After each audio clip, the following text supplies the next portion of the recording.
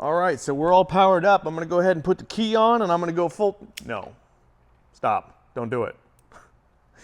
The Flux drive is a water lubricated drive. So what you don't want to do, you want to avoid running it in air. So you can do small tests, that type of thing, but anytime you want to test it, ideally you'd have a garden hose kind of stuck in the back of the pump to lubricate it. Now, is it going to hurt it to spin it? Probably not. But the caveat to that is if there's any dirt, debris in transit, who knows, something got in the pump, that type of thing. If there's water flowing through the pump will clear itself. It will wash things out. If it's in air, those things tend to just jam and cause damage and all kinds of bad things. So you want to try to avoid running in air wherever possible. That said, if you do want to test it, make absolutely sure that your throttle is in the neutral position. Put your key on, and you want to just very, very gently test it. You don't want to go spinning it crazy because that risks damage. You never know what might be in there. There might be residual sand from the last time out, or just moving it around. You have no idea what a critter might have crawled in there for all you know. Best idea is just to keep it, make sure that that's wet when you run it. It's the best all the way around. So one other thing to look out for is your steering platter in the back. Now what you want to avoid doing is, people tend to come by and they tend to do this because it's fun and they like to play DJ. The problem is that when you turn it here, it can have the unavoidable consequence of your lines coming off, and that's not ideal. So basically what we want to do is kind of get those lines back in the track, kind of get things oriented there, make sure they're nice and tight, and then go ahead and just press your pedals up to get those lines tight, make sure you're back in. And you won't have that problem as long as you move it from the pedals, because the pedals can always pull, and that keeps the line tight so you won't ever get any slack in the back. But like I say, if you go by and you start manipulating that by hand, that's when the strings will come out, and then you have to go back and feed them back into the slots. All right, we skipped the 360 light. Let's go ahead and open this up and put it on so you can see how it goes. All right, so now with things like this, you want to be really careful when you open them. Something like this, it's real easy. If you get carried away, you're excited, you've got a razor to cut too deep and then to hit the actual part and scratch it. So we just got to be real careful when we open this thing, because they did tape it up real well for you. All right, so we got her opened up there very carefully. We're going to go ahead and pull this out. There we go. There's a 360 light.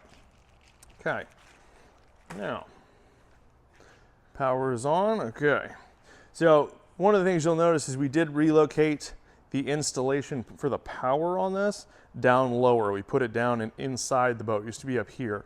Now I liked it up here, but because it was nice and clean, we were able to make the cable really short.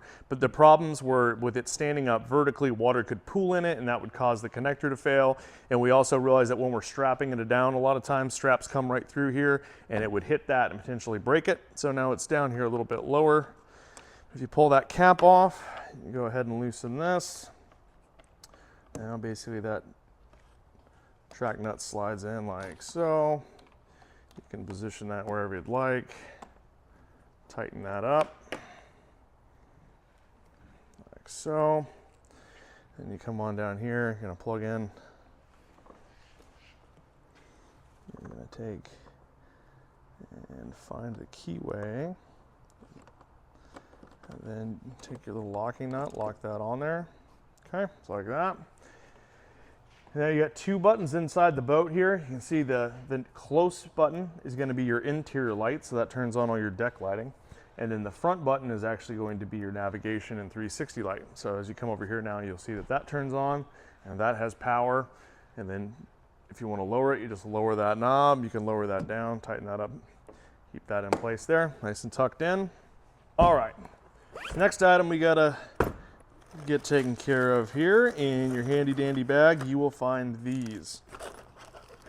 We call them your paddle tacos.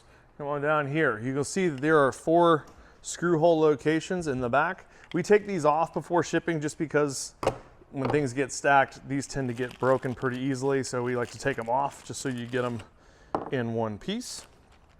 The screws for the tacos you will find in the bag as well. And you just grab your Phillips screwdriver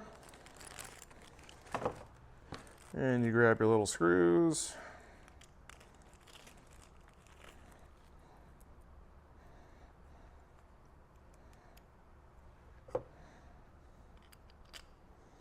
Go ahead and put those in.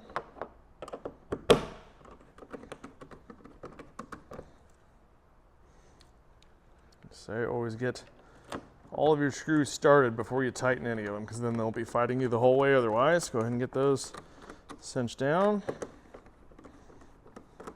like so. And then number 2.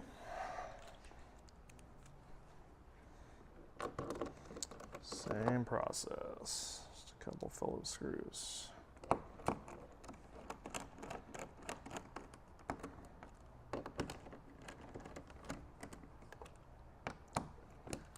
That's that. Now we've got our paddle tacos on. All right, once your tacos are on, you got your paddle. Just go ahead and snap slide in like that. Shout out to Bending Branches for hooking us up with these very fancy paddles, but you can see it allows us to very easily break the paddle down, because honestly you probably won't be using it too much. But if you always want to have a paddle no matter what, it's great to have as backup, and maybe decide you want some exercise. Now you have an easy way to store it. There is one other option though. Option 2, go ahead and pull this out.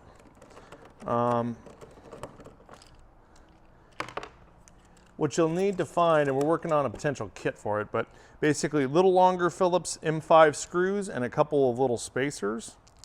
And what that'll allow us to do is to actually space this paddle taco up a little bit. This will probably be a 3D printable file here in the near future, so that you can easily make a little spacer for this. Put those in there. You can see these screws are a little bit longer and they have spacers underneath.